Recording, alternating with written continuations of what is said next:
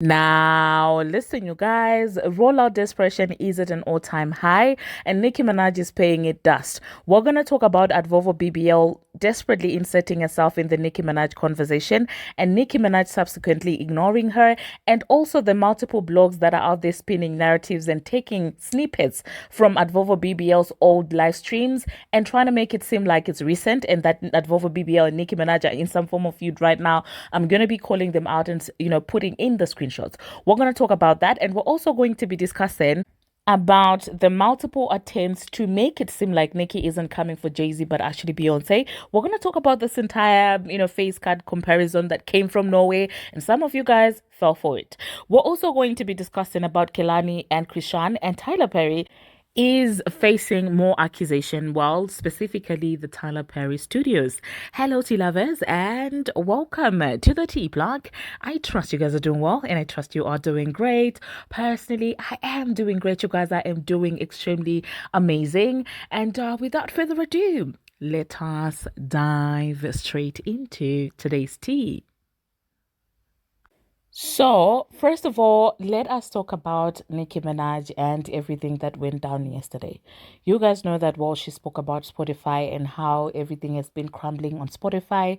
And it seems like, the Transformer, amidst the shows that she's attending in Paris, found her way to Nicki Minaj's Twitter and decided to respond to Nicki Minaj's tweet about Spotify. And somehow she was able to convince herself that it is about her.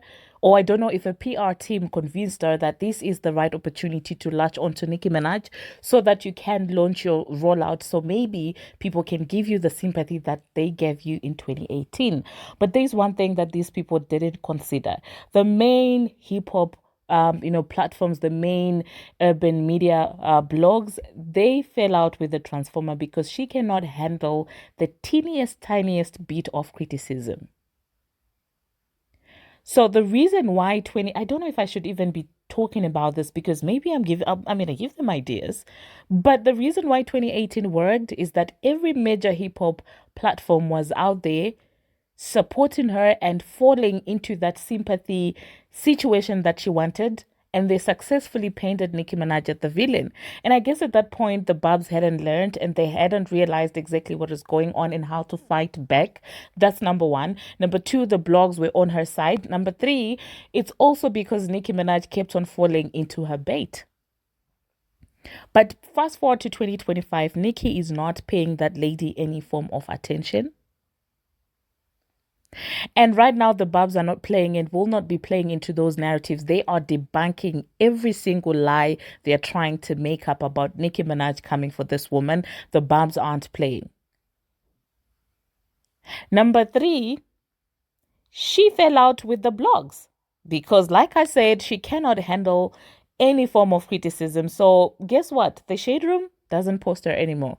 So even that clip back, the Shade Room wasn't posting it. The Neighborhood Talk wasn't posting it. None of these blogs want any form of association with her because she feels like she is in control. Guess what? The Joe Budden podcast is not even going to be addressing this situation because they are over her. So I feel like a PR team, instead of them still trying to force her to latch onto Nicki Minaj, they should look for another plan that would get her attention and sympathy. And this time it could never be Nicki Minaj because Nicki is not giving that lady any time of the day nor the night. As it stands right now, Nicki still ignored her, continued to talk about Jay-Z and Fraudulent Nation because these are the people that she actually cares about because they owe her money, allegedly. And her, Nicki's not checking for her. She isn't. And I just want you guys to alert you, there are several blogs that I've been noticing for the past couple of weeks. Really, like I told you in my other video, there's a certain page that has been focusing on just posting live videos of celebrities. When celebrities go on live, they capture their lives, they post on their platform.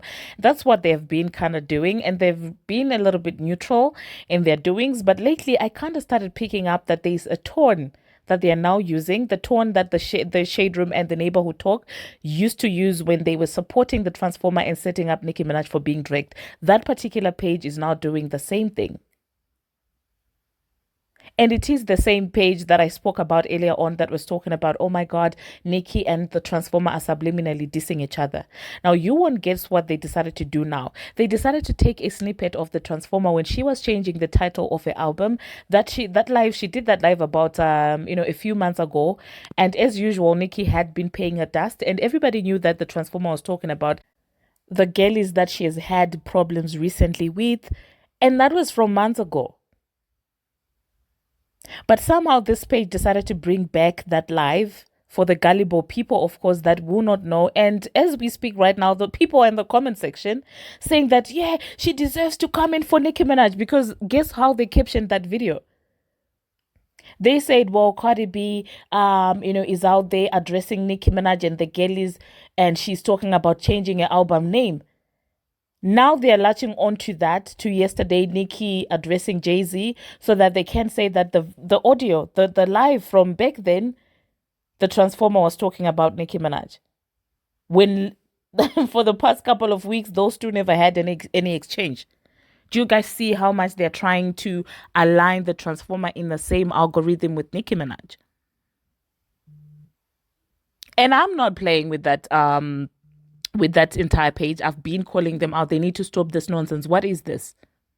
And lately, they've been doing that for a couple of times. And I've been seeing, I guess they got the tender for the promo of the upcoming album. Now that the Neighborhood Talk and the Shade Room no longer, pays her any form of attention. And also, that being said, this is why she rushed to the Cowboy Carter tour. She's looking to go into any direction that Nicki Minaj is facing. If Nicki is facing south, she's going to go stand in that direction, so that when Nicki Minaj sneezes, she can say, how dare you sneeze towards the direction that I'm standing in. That's how much she's desperate. So when she saw Nicki Minaj going at Rock Nation, she decided to rush to the Beyonce tour. So when Nicki Minaj calls out Jay-Z, she starts saying, well, she's calling out Jay-Z because I went to the tour. That's how much desperate this lady is. And if that's not obsession, I don't know what is. If you claim that you're the biggest artist alive, why are you so desperate to be attached to this lady? If you are as big of an artist as you are, why are you so desperate to have your rollout around this woman?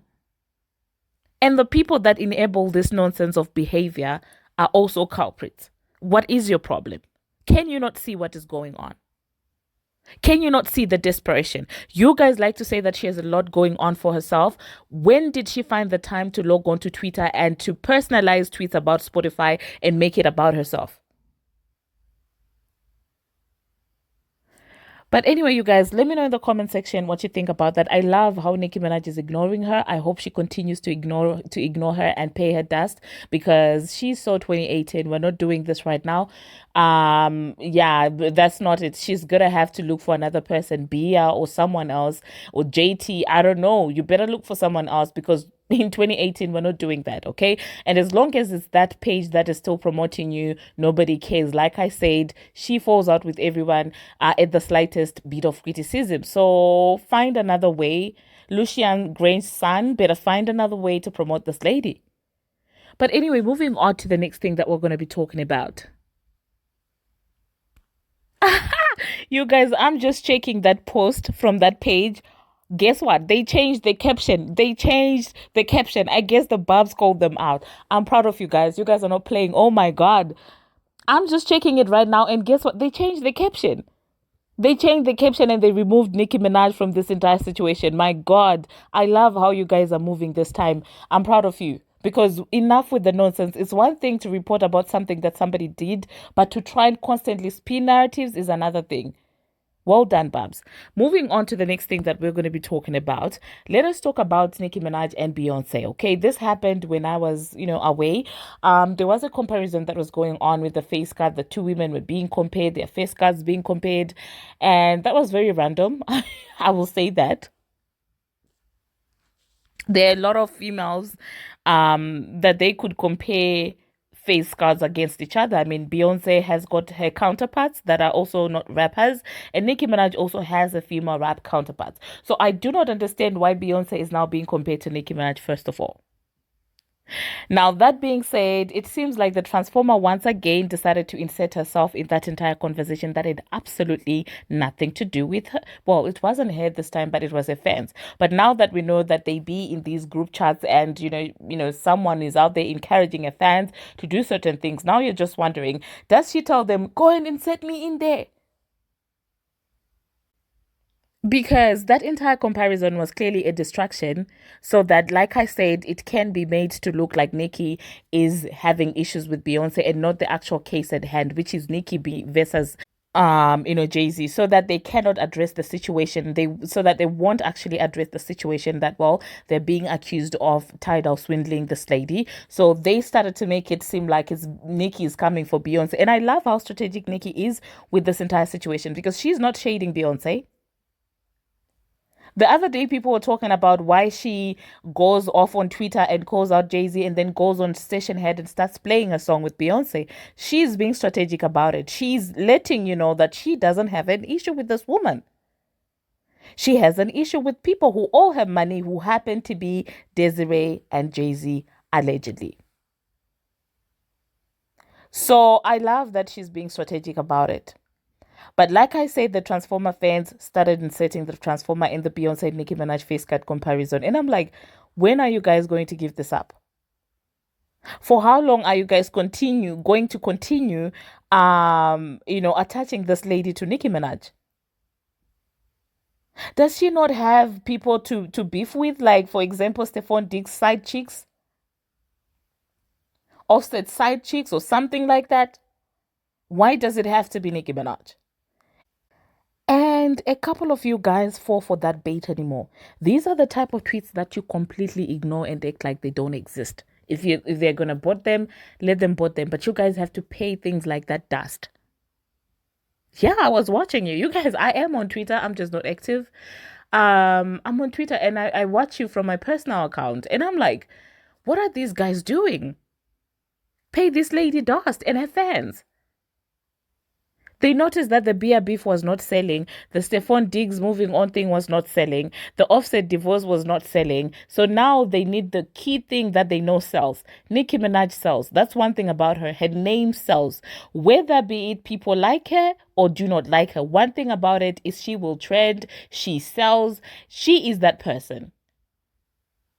Because everybody that is interested in her does it in an extreme way. That's the type of attention that she commands. I've never seen a Sato Nicki Minaj hater. Every Nicki Minaj is radical with it. They go to the lengths that you're like, okay, are you still okay with it? And every Nicki Minaj lover is radical about it. For example, me. Very radical. Very radical. Ask my family. Ask my friends. I'm very radical with it. And I own up to it. Okay? But I think generally I'm just a radical supporter of people that are misunderstood. Like people that are straightforward and direct. I'm a radical supporter of those people like that because they don't play the background games.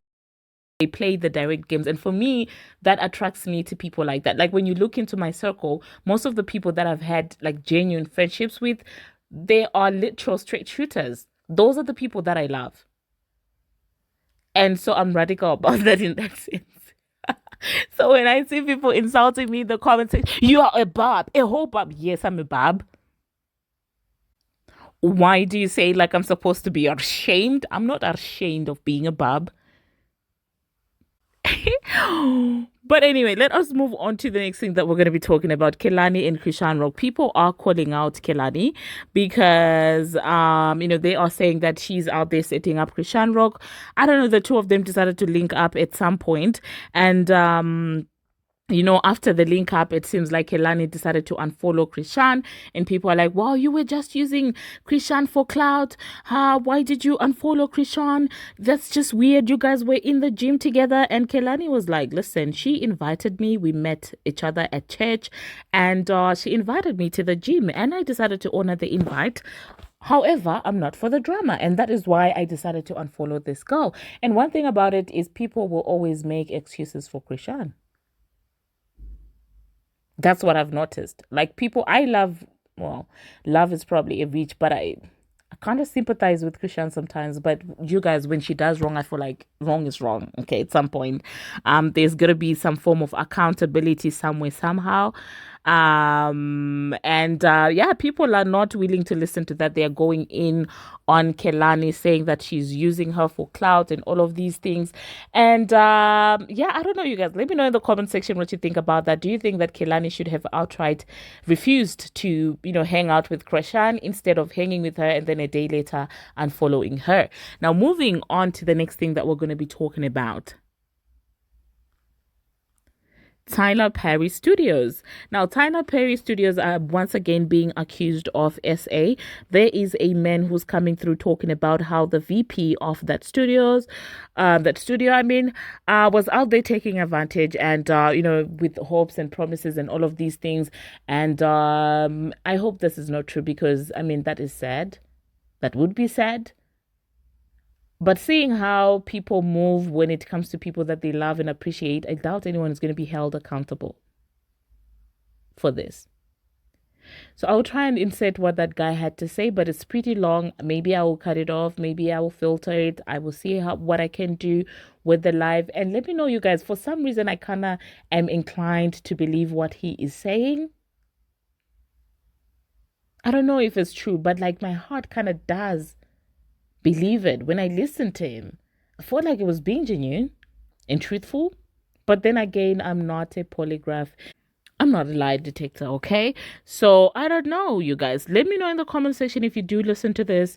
Do you believe what this guy is saying, or do you think that this is yet another crash grab? That being said, thank you very much, you guys, for watching, and thank you very much for making it this far.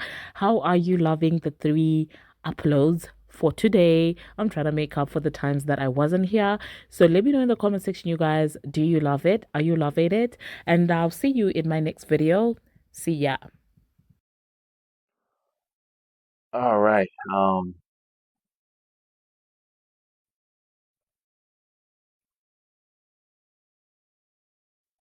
I'm not about to hide anything with you guys. I'm not. And I'm not about to sit here and be afraid and be silenced by people knowingly they did me wrong. I'm calling out Tyler Perry Studios. I'm calling out Mark Swinton. I'm calling out Jeannie Harrison. I'm calling out Michael Robbins. I'm calling out Tyler Perry. And I'm calling out Mark Temple. And I'm calling out Chris Giovanni.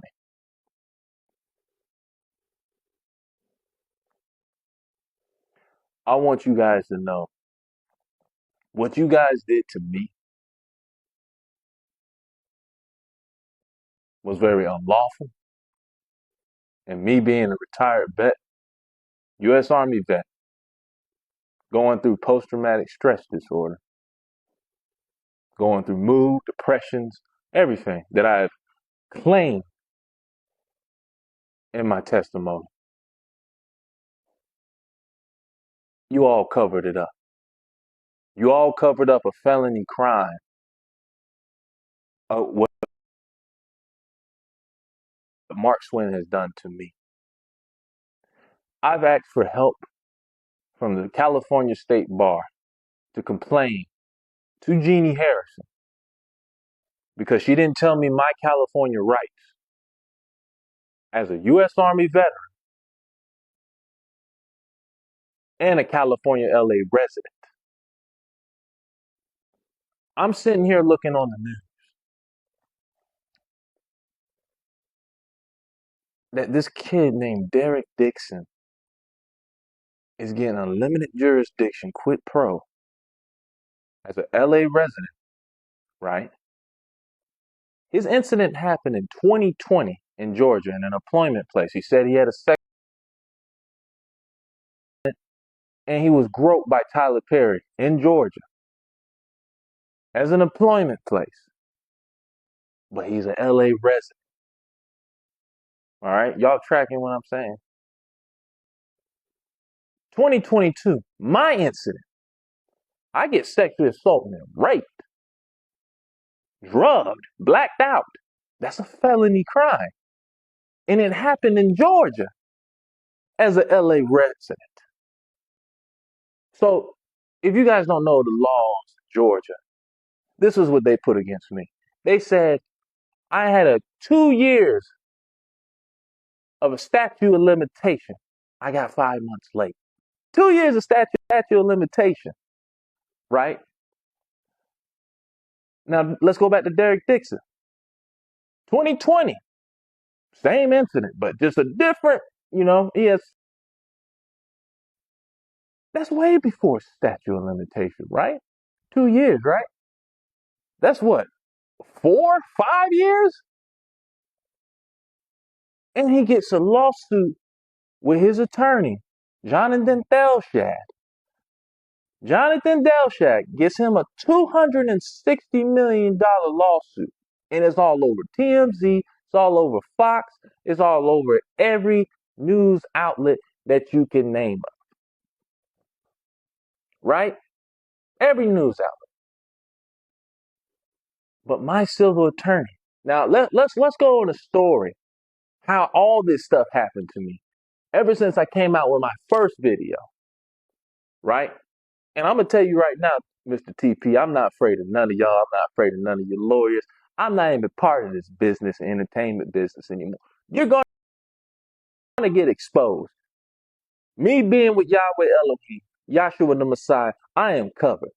And I'm about to expose every demon that is literally possessing you right now. I met a guy who's my manager named Chris Giovanni. Now, I had an agent out in Atlanta. Her name is Joy Purvis. Everybody knows Jay Purvis, of course. You know, and I told her I was going to go to this guy named Chris Giovanni. And Joy told me, "Oh no, you shouldn't go to him. He's a bad guy. And he's not going to be the right manager for you." So I'll say this: I meet Chris, I get signed. You know, he wanted to have dinner. He wanted to meet up at Mama Shelter in Los Angeles. Mama Shelter is closed right now. It's closed down, but that's where me and him met up at, and we had a conversation. So I told him about my situation. Like, I was just telling him what I went through. And, I went through the whole Tyler Perry situation with Mark Swinton and what he did to me, paying me $6,000 to shut the hell up, to not ruin my career, his career, or anything like that. And, you know, I told him about the situation I went through.